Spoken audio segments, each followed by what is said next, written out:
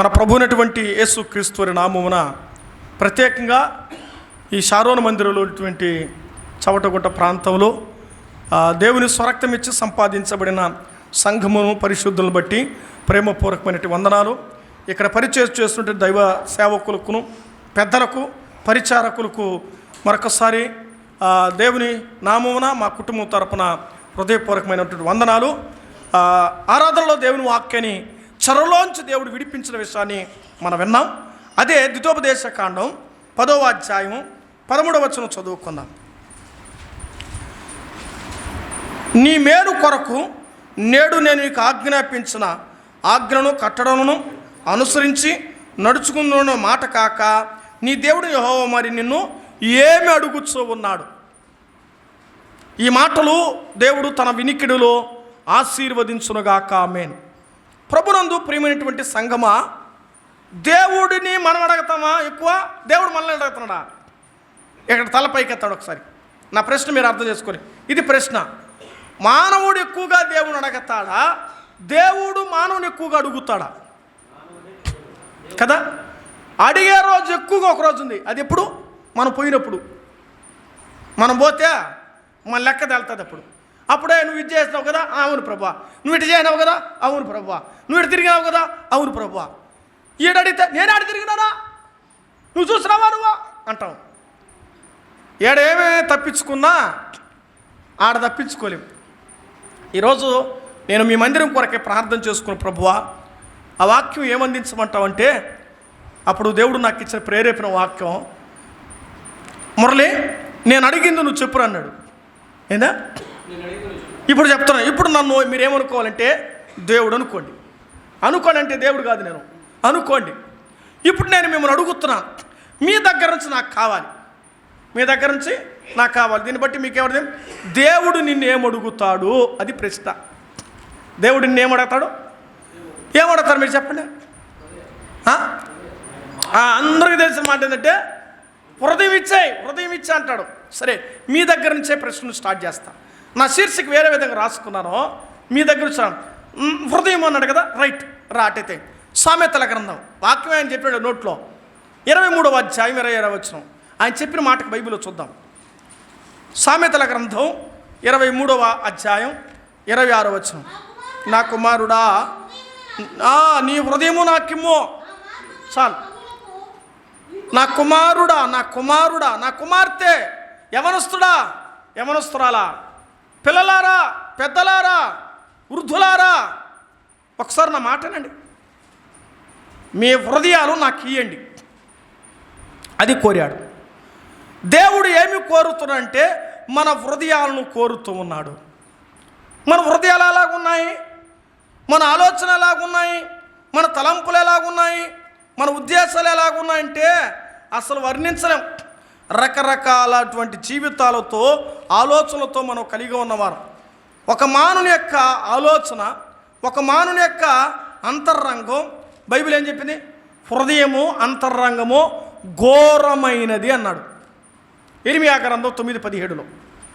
చాలే, చదవాల్సిన పల్లె మీరు చెప్తాం, అవుట్లైన్ చెప్తాం, నోట్తో చెప్తాం, మీరు అన్నట్టు చాలు. ఏంది మన హృదయం లాంటిది? ఒకటి చెప్పండి, ఘోరమైనది. రెండోది ఘోరమైనది. ఇంకొక మాట రాబడింది, మోసకరమైనది కూడా. మన హృదయాలు అలాగనే. ఇట్టటోళ్ళ ప్రభు రక్షించిందా? ఇట్టటోళ్ళ దేవుడు కాపాడింది. మోసగాళ్ళ మనం, దగాకోరుల మనం, అన్యాయస్తుల మనం, అవిధేయుల మనం, అలాంటి వారిని దేవుడు ఏమనిడా, నాకు రా, నా దగ్గరికి రా, నువ్వు దొంగ కదా, రా నా దగ్గరికి రా, నీ హృదయం నేను మారుస్తా. నువ్వు ఎంత ఘోర పాపివైనా సరే, ఈరోజు 2025లో దేవుడు కోరిందంటే నీ హృదయం నాకు. బైబిల్ అంటుంది మన హృదయాలు 2 రకాలు. ఎన్ని రకాల? ఇప్పుడేమో వింటుంది హృదయం. ఈడ దాటేవా? దాటా షారోను గవిని దాటేవా? ఇంకా నీ హృదయం ఎవరు మాట్లాడేదా? సైతాను మాట్లాడుతుంది. రారా పోదామా, రారా తిందామా, రారా తిరగదామా. ఎవరినా? నీ మనస్సాక్షిని పిలుస్తుంది. నువ్వేం చేస్తావా? దానికి లోబడి ఈడేమో నువ్వుంటే నాకు చాలు, ఏడేం పాడేస్తుంది. ఏడేమో పాటెత్తివి, రాగమెత్తివి, తప్పట్లాడితివి, అన్నీ జరిగిపోయింది. ఏడేమో ఆడ నువ్వు వస్తానంటే నేను వద్దంటా. లోకం పాడిన పాట ఇది. లోకం పాడుతూ ఉంది, బైబిల్ పాడుతూ ఉంది. ఇడ ఏ పాటకి నీ అంతరంగం లోబడిపోతుంది, అది ముఖ్యం. అంతేనా కదా? నా కుమారుడా నీ హృదయం నాకి. ఎవరు అడిగారు ఇది? నేను కాదమ్మా, సాష్టాంతు సృష్టికర్తని యేసయ్య నిన్ను అడుగుతున్నాడు. ఇంకా బాగా చెప్పాలంటే సీఎం ఈ ప్రాంతానికి వచ్చి ఒకవేళ నిన్ను పేరు పెట్టి అమ్మా నువ్వు నాతో వచ్చేయమ్మంటే ఏం ఆలోచించకుండా ముందు ఎవరు రక్ష రా నా కారులో కూర్చుంటే మా అమ్మకి చెప్పేసి వస్తాను, మా నాయనకి చెప్పేసి వస్తాను చెప్తుందా? ఎక్కువ ముందు కారు ఎవరు కారా? ఏమ్మా ఎక్కేస్తావా? ఎక్కుతారు ఎక్కడ? నిజంగా చెప్పండి. ఏమన్నా నేను కానీ పిలిస్తే సీఎం మీ దగ్గర పోతుంటే అయ్యా వెంకటేశ్వ రా ఎక్కువ నా కారు అంటే బండి ఆడిపోతే కూడా ఎక్కేస్తావు. ఎవరుతా? అసలు నీకు ఆ ధన్యత వస్తుందా? అట్ట అవకాశం వదులుకుంటావా? నువ్వు కాలదనుకుంటావా? తన్నుకో. మరి సృష్టికర్త నేను పిలుస్తుంటే నువ్వెందుకు తన్నుకుంటున్నావు? నాకు టైం లేదు బెదర్, నేను బిజీగా ఉన్నాను బెదర్. ఎవడు కావాలి నటన? చాలామంది ప్రభు పిలిచి నీకు ఆరోగ్యం ఇచ్చి నీకు ఆయుష్ ఇచ్చి వారం రోజులు దగ్గులో ఉన్నాం మేము. కంటిన్యూ ఒక పక్క పొడుచుకుంటున్నాం, ఒక పక్క ప్రకటిస్తూ ఉన్నాం, ఒక పక్క మింగుతున్నాం, ఒక పక్క మాట్లాడుతున్నాం. ఏది ఆగల? మనం ఏం చేస్తాం? ఏమ్మా రాలేదు ఈరోజు ఆదివారం కదమంటే ఈరోజు జ్వరం కొనిందా దగ్గు కొనింది అందుకని ఆడ పోసుకునేది నీళ్ళన్నీ లేట్ అయిపోయింది, నిద్రపోసినాను. అప్పుడే నిద్ర వచ్చి 9 గంటలకి. ఇట్టటోళ్ళు చాలామంది తయారవుతారు సంఘాల్లో. అట్టటోళ్ళు చేతులు బేగం ఇస్తే వాళ్ళు ముందు వస్తారు, నిద్ర కూడా రాదు వాళ్ళకి. అప్పుడప్పుడు మా పిల్లకాయలకు బేగం ఇస్తాను నేను. నా దగ్గర ఉంటుంది బేగం, ఎప్పుడు మా మందిరి బేగం. వాడికి బేగం ఇస్తాను. రేపు నీదే తీసుకుంటే వాడు నిద్రపోతాడో లేదో నాకు సంబంధంలే. తెల్లారి కొద్దికొచ్చి పోయే కొద్దిగా రెడీగా మందిరం ఓపెన్ అయి ఉంటుంది. అర్థమైందా? ఈరోజు సృష్టికర్త నీ హృదయం అడుగుతూ ఉంటే నీ హృదయం ఎలాగుంది? మన హృదయాల గురించి చదివితే చెప్పాను కదా, ఘోరమైనది, మోసకరమైనది, అది వ్యాధి కలిగింది. ఇంకా చాలా విషయాలు ఉన్నాయి బైబిల్ గ్రంథంలో. ఇంకొక మాట నేను చదువుతాను. అపోస్తుల కార్యముల గ్రంథం 8:22. అపోస్తుల కార్యముల గ్రంథం 8:2. కాబట్టి ఈ నీ చెడుతనమును మానుకొని మారు మనసు పొంది. ఈ నీ చెడుతనం ఏం చేయాలంట? ఇట్లాంటి ఘోరమైన హృదయాలు, మోసకరమైన హృదయాలు మానుకొని, మన హృదయాలు వంచనతోనూ, కోపంతోనూ, పగతోనూ, కక్షతో ఉన్నాయి. వీటన్నిటిని మానుకొని ఈరోజు నుంచైనా హృదయం ఎవరికి అని కొంతమంది అంటారు. యవనస్తుల గురించి ఏమమ్మా అని అడిగినామంటే నా హృదయం వాడికి ఇచ్చేస్తున్నా నేను. 3 నెలలు ఇచ్చినావునే, 3 నెలలు నా హృదయం ఇచ్చి. ఆ తర్వాత 3 నెలల తర్వాత ఏమైపోయింది? వాడి హృదయం కాలిపోయింది. ఈరోజు యవనస్తుల హృదయాలు ఎవరికి ఇవ్వడం లేదు? తల్లిదండ్రులకు ఇవ్వడం లేదు, కుటుంబస్తులకు ఇవ్వడం లేదు. మరి ముఖ్యంగా దేవుని పిల్లలు హృదయాలు దేవునికి ఇవ్వడం లేదు. మనసు మారిపోతున్నాయి. కారణం ఏంటో తెలుసా? మాయా లోకంలో నీ మనసు ఏమైంది? మారిపోతాను. నమ్మకంగా దేవునికి నీ హృదయాలు ఇవ్వాలి. నేను పిలిచిన వాడు నమ్మదగిన వాడు కదండి. యేసు ప్రభు ఎలాంటివంటి పేరు బైబిల్ది? నమ్మదగిన దేవుడు ఆయన. ఇంకొక మాట కూడా, నమ్ముకొనదగిన దేవుడు. నమ్మదగిన దేవుడు ఒకటంటే నమ్ముకొనదగిన సహాయకుడు. అటువంటి దేవుని నమ్మావు, నీకు సహాయం చేసే దేవుడు, నిన్ను రక్షించే దేవుడు, నిన్ను నడిపించే దేవుడు, నిన్ను పోషించే దేవుడు నిన్నేమడిగాడు? నీ హృదయమి అన్నాడు. నీ ఆస్తులు అడగలా, నీ ఐశ్వర్యాలు అడగ. ముందు నీ హృదయమి. నీ హృదయం అన్నాడు. ఎందుకు ఇమ్మన్నాడు నీ హృదయం అంటే నీ మేలు కొరకు. మనం చదువుకున్న మూల వాక్యం కదా, రండి. ద్వితోపదేశకాండం 10వ అధ్యాయము 13వ వాక్యం చదువుదాం. నేను నీ మేలు కొరకు నేడు అడుగుచూ ఉన్నాను. నీ మేలు కొరకు అడుగుచున్నాను. ఎవరు మేలు కావాలి? ఇప్పుడు చెప్పండి. యేసయ్య హృదయాలు అడిగింది ఎవరి కోసం? మన మేలు కొరకే. అట్ట కాకుండా ఇంకో మాట చెప్పా, కరెక్ట్గా చెప్పా. యేసయ్య ఎవరి కోసం అడిగంటే ఎప్పుడు చెప్పేప్పుడు వ్యక్తిగతంగా మాట్లాడేది. నా మేలు కొరకని చెప్పుకోవాలి. యేసయ్య మన హృదయం ఎందుకు అడిగాడు? నా మేలు కొరకు అడిగి. నువ్వు చెప్పినప్పుడు నా మేలు కొరకు, నువ్వు చెప్తే నా మేలు కొరకు, మన మేలు కొరకు మన హృదయాలు అడిగాడు. మన మేలు పొందాలంటే ఎవరు చేయాలి మేలు? ఈ లోకంలో చేస్తారా? చెయ్యొచ్చు, చెప్పుకుంటుంది, చేస్తుంది, చెప్పుకుంటుంది, చూపిస్తుంది, నేను చేశాను చెప్పుకుంటుంది. కానీ యేసయ్య మాత్రం ఎప్పుడు కూడా నేను పెట్టాను, నేను చేసినాను, నేను చూపించాను చెప్పుకోడు. ఆయన నా కుమారుడు కదా. ఏం చెప్తుంది తెలుసునా? నా కొడుకు. ఎవరైనా కొడుకు గురించి నా కొడుకు నేను పెట్టేసినాను, నా కొడుకు గట్టిచ్చేసినాను అని అనరు కదా ఎక్కువ. కళ్ళ ముందర అందరికి నా కొడుకు ఎంత గట్టిచ్చేసినానా అని అనడు. తన తండ్రి తన కుమారుని ఎన్నడూ కూడా ఎవరి దగ్గర కించపరిచి మాట్లాడు. కొడుకన మాట్లాడతాడులే పెళ్ళి అయిపోతే, ఏం కట్టించినావు నువ్వా, ఏం పెట్టినావు నువ్వు అంటాడు. వాడి తండ్రి అయితే నేను కూడా ఒకప్పుడు అనేవాడిని. ఎప్పుడైతే ప్రభువుని ఎరిగిన తర్వాత, దేవుని వాక్యం చదివిన తర్వాత, నేను ఒక తండ్రి అయిన తర్వాత, నా తండ్రి నన్ను ఎలా పెంచారో నాకు ఇప్పుడు అర్థమైంది. నా తల్లి నన్ను ఎలా పెంచారో, సంఘంగా ఉన్నటువంటి కుటుంబంగా ఉన్నటువంటి మా సంఘ పెద్దలు నన్ను ఎలా పెంచారో నాకు తెలుస్తుంది. ఏమండి, అంత బాగా పెంచారు. తిండికి లోటుకి లేకుండా పెంచారు, తృప్తిగా పెంచారు, భక్తులు పెంచారు. ఎప్పుడు కూడా తన కుమారుల్ని తండ్రి అగౌరవంగా 10 మందిలో మాట్లాడుకోడు, ఎప్పుడు కూడా హెచ్చిస్తాడు. ఎంత గొప్పగా అదండి తండ్రి మనసు. ఈరోజు నీ దేవుడు కూడా, మన ప్రభువు కూడా, యేసయ్య నిన్ను అలా వంశాలు కోరుకున్నాడు. మనం బాగుండాలని కోరుకోవడానికి మన మేలు కొరకే పిల్లకాయలైతే ఆశలు వేస్తాడంట. ఒకడు అన్నాడంట, ఒరే నన్ను ఆశలు వేసినావు కదా, కొడుకు తండ్రి మాడుకు, డాడీ నన్ను ఆశలు వేసినావు కదా, నేను పెద్దమని చూడు నీకు అది చెప్తున్నాను అంట. ఈడు పెద్ద అయిన తర్వాత ఈ ముసలాన్ని ఎత్తుకొని వద్దాల్సిన లేదనంట. ఒరే ఎట్టా పని చేయనవరా నువ్వు, నన్ను ముసలాన్ని ఎత్తి మూల అయినావు కదరంటే, ఏమే చిన్నప్పటి నుంచి ఎత్తి నన్ను ఎత్తేసిన హాస్టల్లా, అప్పుడు లేదు నీకు ఈ ప్రేమ అన్నాడట. నేను వేసింది ఊరుకోవసరా.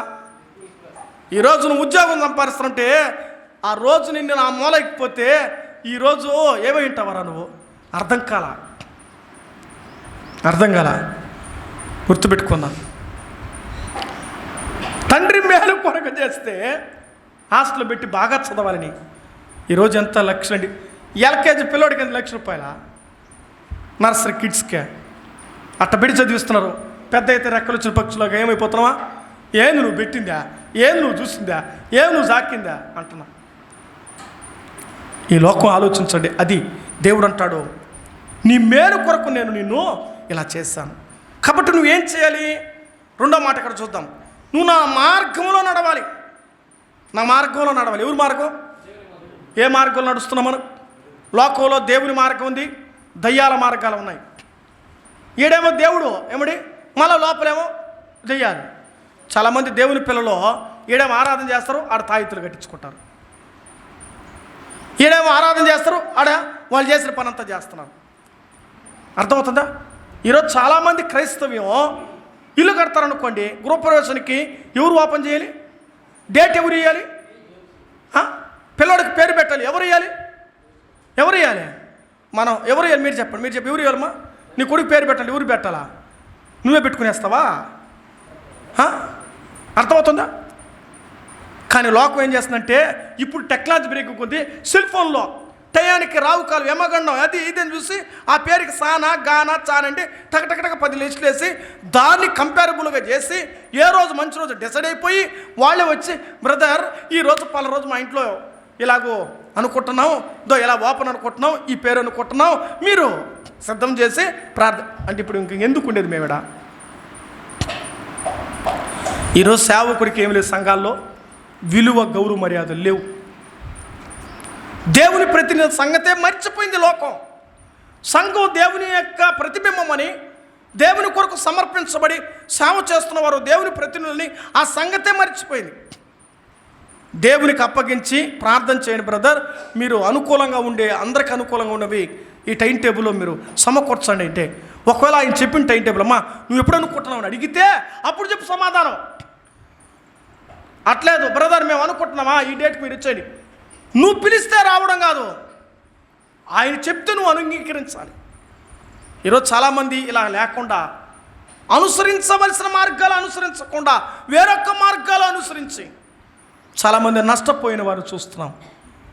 ఏమిటి దేవుని ఆరాధన చేస్తున్న వారిలోనే ఏమన్నా తెలిసిన ఎంత ఘోరాలు ఉన్నాయో తెలిసిన. కడియాలు ఎవరికండి? ఏమి ఈడకి లేపేసి ఈడ వేయకపోతే ఈడ పెట్టకపోతే ఏమి? అబ్బాయిలు సంఘాలు కూర్చొని ఆరాధన చేసే పిల్లలు లోకం తీరు యొక్క నడవడిక నడిస్తే లోకం ఒకరోజు నేనేముంటుంది? ఇవన్నీ మనం అర్థం చేసుకోవాలి. మన బిడ్డలకు మనం మాదిరిగా నేర్పించాలి. వాళ్ళు ఇది పనికిరాదు, ఈడొక లైను ఏడొక లైను ఏడొక లైను. చిన్న పిల్లడు యూకేజీ వాడికి అర్థమవుతుందా? ఓ తల్లి పెద్దోడు అలా లైన్ మంచి కుప్పలాగా పెడితే మొత్తం గుండు కొట్టించుకొచ్చింది తల్లి పోయి తీసుకుని పోయి. అర్థమైందా? ఈరోజు దేవుని అనుకరణలు నడిస్తే అది మన మేలు. నీ మేలు కొరకే నేను అడుగుతున్నాను కాబట్టి నువ్వు నా మార్గంలో నడవమన్నాడు. యేసు మార్గాల్లో మనం నడుస్తున్నామా? లోక మార్గాల్లో నడుస్తున్నామా? దురాత్మ మార్గాల్లో నడుస్తున్నామా? భక్తి మార్గంలో నడుస్తున్నామా? ఏ మార్గాల్లో నీకు ప్రయోజనమో నీకు తెలుసు. తెలిసినా కూడా ఏం చేస్తావు? అమ్మా చెప్తావు డాక్టర్ గారు ఇది తింటే వద్దమ్మా, ఇదంతా కూడా నేను మళ్ళీ రియాక్షన్ అవుతాను అనుకో, ఏదో బుద్ధి లేక తినే మళ్ళీ పొడుచుకోవాలి, తప్పదు. ఈ వాక్యం ద్వారా మనం ఆలోచించాలి. ఒకటి హృదయాలు ఇవ్వాలి, రెండవది దేవుల్లో అనుసరించాలి అన్నాడు. దేవుడు అడిగేది ఏంది? మూడవ ప్రశ్న, దేవుడు నిన్ను అడిగేది ఏందట? దేవుడు నిన్ను అడిగేది. రండి మీకా గ్రంథం 6వ అధ్యాయం 8వ వచనం చూద్దామా. మీకా గ్రంథంలో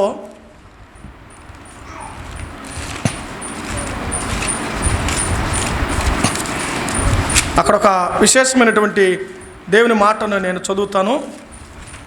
అమూల్యమైనటువంటి మాట.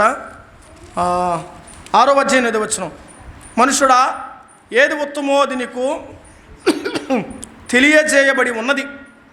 న్యాయంగా నడుచుకున్నట్టు కనికరమును ప్రేమించుటయు దినమనస్సుగలి నీ దేవుని ప్రవచించుడు ఇంతే కదా నిన్ను అడుగుచున్నాడు. ప్రేమించడం అన్నాడు ఆయన.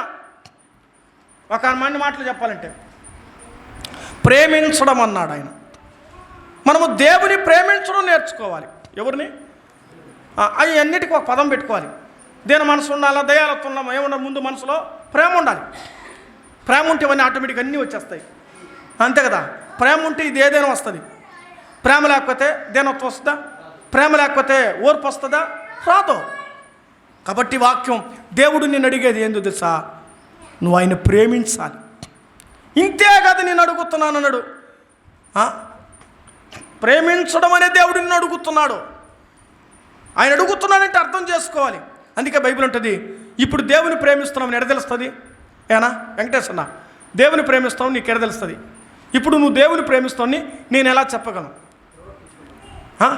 బైబిల్ ఎత్తుకొని పోతావంటే, రోజు గుడికి వస్తావంటే, రోజు ప్రార్థనలు జరుగుతాను ఇంట్లో, వీళ్ళకి దేవుని ప్రేమ ఎక్కువ బా అంటారు. అసలు నువ్వు మందిరానికే రావు, ప్రార్థనలను కలవు, బిజీగా జీవితం ఉంటావు. నేనేమో పండుగ వస్తే మాత్రం పైనేమో స్టారు లోపలేమో బారు. ఇంక ఎట్లా నువ్వు ప్రేమిస్తున్నట్టు? పండగ ప్రేమ కావాలి దేవునికి, దేవునికి అనుదిన ప్రేమ కావాలి, పండగ ప్రేమలు కావాలి. నువ్వు పండగ ప్రేమ కలిగిన వ్యక్తిగా ఉన్నావా, అనుదిన ప్రేమ కలిగిన వ్యక్తిగా ఉన్నావా? అది ముఖ్యం. నేను ప్రతిరోజు దేవునితో ఉంటామండి. ప్రతిరోజు రాత్రి అయితే ప్రతిరోజు రాత్రి మేము ఉంటాం ప్రార్థనలో. ఎక్కడో ఒక స్థలంలో ఏదో ఒక విధంగా జరిగించుకుంటున్నాం. ఎంత భాగ్యం, ఎంత ధన్యత. దురాభారమైన కుటుంబాలైనా కలుసుకొని, అలా కుదరకపోతే కూడా సెల్ ఫోన్లు వచ్చాయి కదా, టచ్ ఫోన్స్. ఇప్పుడు నేను కలవలేకపోతే ఏం చేస్తాను? అంత వాట్సాప్ ఖాళీలు కూర్చోబెట్టి, అందరి కరోనా కాలంలో కూర్చోబెట్టి వాక్యం చెప్తున్నాను. ఏమలా చేసుకోకూడదా? మీరు కూడా ఇంట్లో కూర్చొని, బ్రదర్ మీరు ఒక పాట పాడండి, బ్రదర్ మీరు ప్రార్థన చేయండి, బ్రదర్ నేను వాక్యం చెప్తాను. దూర ప్రాంతాల్లో మీరు అందరూ ఉన్నారు కదా, అయినా ఇలా చేయకూడదా? ఆ మనసు మీరు అడుగుతున్నారా? ఆశ ఉంటే సేవకుని ఖాళీగా పెట్టకూడదు. వాడుకోవాలంతే, దొరికినంత దోచుకో, బతుకున్నంతవరకు ప్రభు వాక్యం. ఇవన్నీ ఊరికే చెప్పింది కాదు, స్వానుభూలు అనుభవిస్తున్నాను కాబట్టి చెప్పగలం. ఒక వ్యక్తి చెప్పాలి ఇక్కడ నిలబడంటే అది ముందు అనుభవించాలి. అది అనుభవిస్తే కానీ రాదు. ఏదైనా అనుభవించుకునే తెలియకుని ఏదని చెప్తావా? ఏది చెప్పలేము. తెలుసని చెప్పవు. ఆ ఊరికట్ట దారి అంటే నువ్వు పోయింటే తెలిసి ఉంటుంది. ఆ ఊరికి అదేమో అంటే నీకు తెలియదని అర్థం. ఆ ఊరికి ఎట్టపోయి అట్టపో అని అనుకో, వీడికి దారి తెలుసు వీడికి అని. తెలుసుకొని మాట్లాడాలి దేవుని సత్యాలు. ఏదో నమ్ముకున్నాం, ఏదో దేవుని నమ్ముకున్న బైబిల్ ఎత్తుకున్నాం, ఏదో పాత వారు అట్టగాదు. అనుదినము ప్రేమించేవాడు. కీర్తన గ్రంథం మనం చూద్దాం. ఎవరు ప్రేమించాలంటే బైబిల్లో రాయబడుతున్న 122వ కీర్తన 6వ వచనం, యెరూషలేమా నిన్ను ప్రేమించువారు వర్ధిల్లుదురు. షారోను మందిరాన్ని ప్రేమించిన వారు ఏమవుతారు? దరిద్రులు అవుతారని బైబిల్లో రాయబడలా, ధన్యులు అవుతారని రాయబడింది. ఈ మందిరాన్ని ఎవరైతే ప్రేమిస్తారో వారు ఆశీర్వదించబడతారు. షారోను వనం అంటే, వనం అంటే ఎంత రమ్యత, ఎంత స్వచ్ఛతనం, ఎంత శుద్ధ హృదయం, ఎంత పచ్చదనం, ఎంత ఆకర్షణీయం. మందిరంలోకి వస్తే మనం ఆకర్షించబడతాం. నేను ఎక్కువగా దాదాపుగా రాత్రులు మందిరాలు ఎక్కువగా పడుకునే అలవాటు. పెళ్లి కాక మునుపు, పెళ్ళైన తర్వాత అప్పుడప్పుడు పడుకునేది.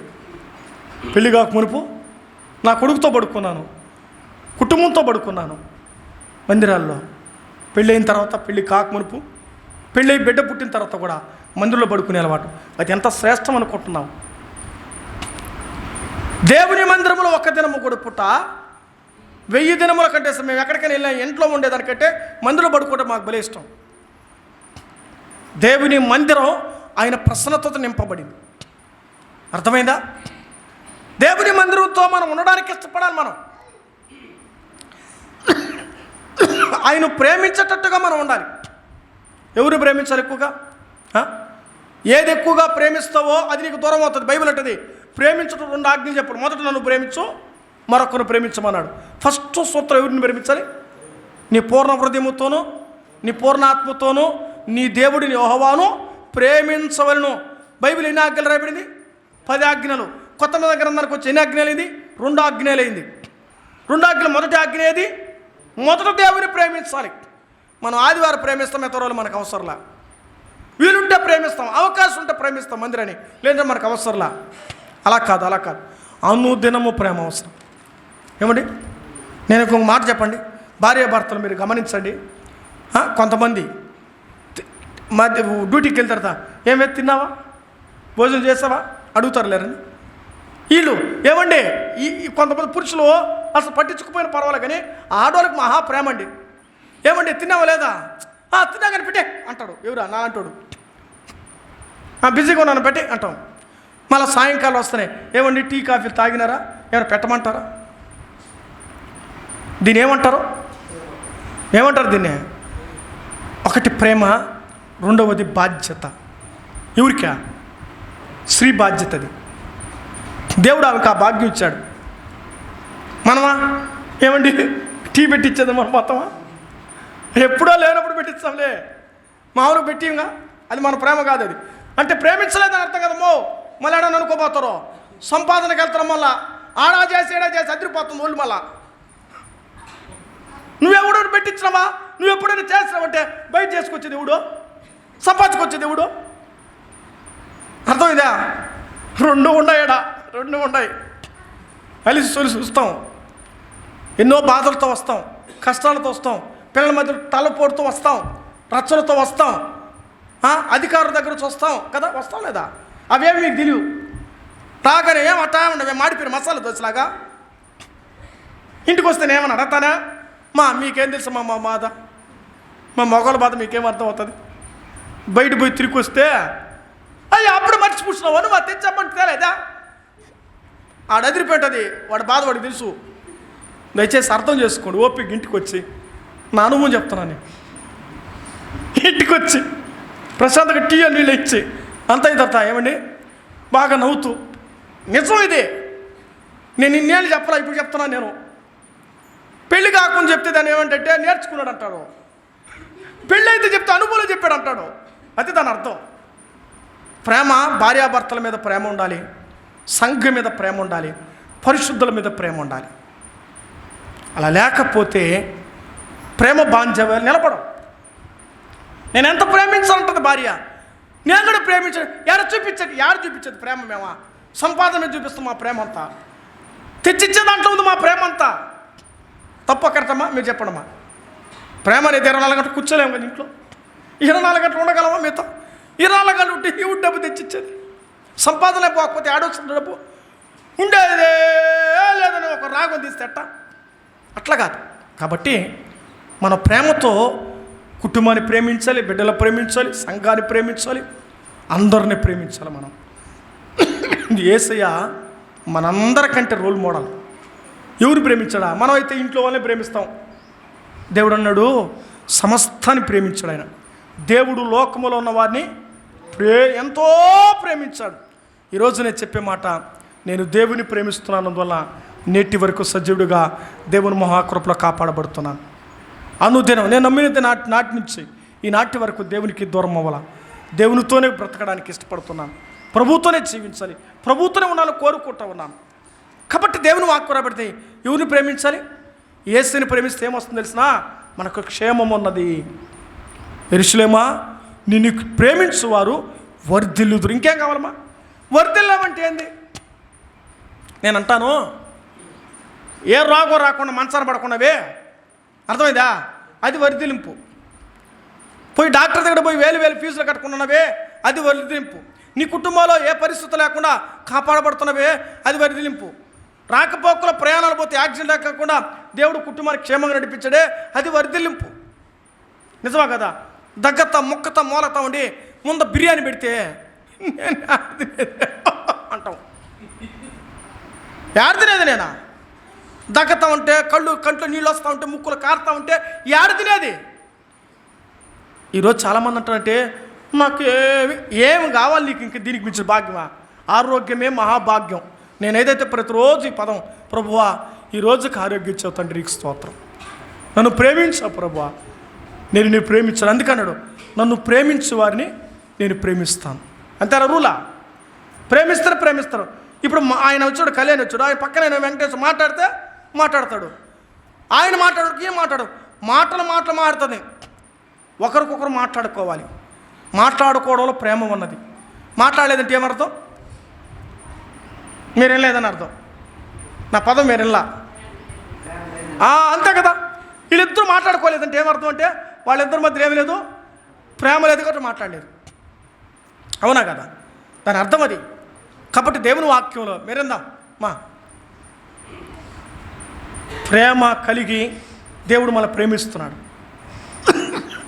ఈరోజు నేను చెప్పే పదంలో నిన్ను కోరింది ఏంటంటే, నువ్వు ఆయన ప్రేమించమని కోరాడు. ఎప్పుడు ప్రేమిస్తావు? రాత్రి చెప్పాను, అనుకూలమైనప్పుడు ప్రేమించడం కాదు, అననుకూలతలో కూడా ప్రేమించాలి. ఆయన రోగం వచ్చినా ప్రేమించాలి, కష్టం వచ్చినా ప్రేమించాలి, దగ్గు వచ్చినా, జలుబు వచ్చినా, జ్వరం వచ్చినా, ఇంట్లో నష్టమైపోయినా, ఒకవేళ ఇంట్లో ఆశీర్వదించబడినా ప్రభువుని ప్రేమించాలి. అంటానంటే ఒకే విధంగా ఉండాలి మన ప్రేమ. ఎట్లుండాలి? ఒక ఆయన వాక్యం చెప్తూ భద్రంగా కూర్చో పట్టుకున్నాడట. అదే 10 ఏళ్ళ తర్వాత చేయవద్దు, సట్టు నలిగిపోతుంది అన్నాడట. అర్థమైందా? బండిలో పోతా భార్యాభర్తల బంధం. ఏమండి అప్పుడేమో పట్టుకున్నావు అంటే, అప్పుడు కొత్త పెళ్లి కొడుకు నేను, అప్పుడు పట్టుకోమన్నాను. ఇప్పుడు నేనేమైపోయినాను? అసలు పెళ్లి కొడుకు పదవే కూర్చుంది, నా సట్టు నలిగిపోతుంది అన్నాడంట. ఇప్పుడు ప్రేమ ఏమైందా? అతని వాళ్ళిద్దరు వదిలిపోలా, అక్కడ మార్పు కలిగింది. ఆలోచన చేయాలి. ముందెట్టున్నామో మనం. మా యవనస్తులకు నేర్పిస్తాను పాటలు. పెళ్లి చేసుకోమేలరా, ఎక్కువగా ముందే ప్రేమించేవద్దో. ఆ ప్రేమ బతికినంత వరకు చెప్పకపోతే బతికినంత వరకు తిడతా ఉంటారు. జాగ్రత్త. ముందు ఎట్టుంటావో ఎండి కూడా అట్టే కూడా ఉండి నేర్చుకో. నీకు సూత్రం నేర్పిస్తాను, ఇదేరా మోక్షం నీకో, ఈ భూమి మీద పరలోకం అనిపించాలట అన్నా నేను. నిజమా కదా? ప్రాక్టికల్ చెప్పాను వాళ్ళకి నేను. బాగా ముందు ప్రేమించేసి మధ్యలో మళ్ళీ వచ్చి కొద్ది ప్రేమ తగ్గిందంటే ఎత్తుకుంటారు పాఠం. ఏడికా? మూల పాఠంకి. అప్పుడు ఎట్ట ప్రేమించావండి, ఇప్పుడు ఏమైందండి ప్రేమ? ఏడాడో పోతుంది నీ ప్రేమలు అంటారు. అందుకే రైతముడా నా మాటినరా, జాగ్రత్త. యవనస్తులకి ఇచ్చే సలహా నేను. ఇవన్నీ కూడా దేవుని వాక్యం.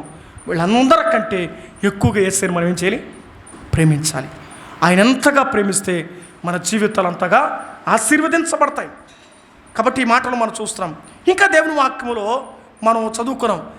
ఏమన్నాడు? దేవుడు నేను అడిగే ప్రశ్న, ఒకటి నీ హృదయం నాకు కావాలి, రెండవది నా మార్గంలో నడవాలి, మూడవది నన్ను నువ్వు ప్రేమించాలి, ఐదవది మనం చూద్దాం రండి. మలాకీ గ్రంథం 3:10. మలాకీ గ్రంథం 3:10 ఏం రాయబడింది అక్కడ?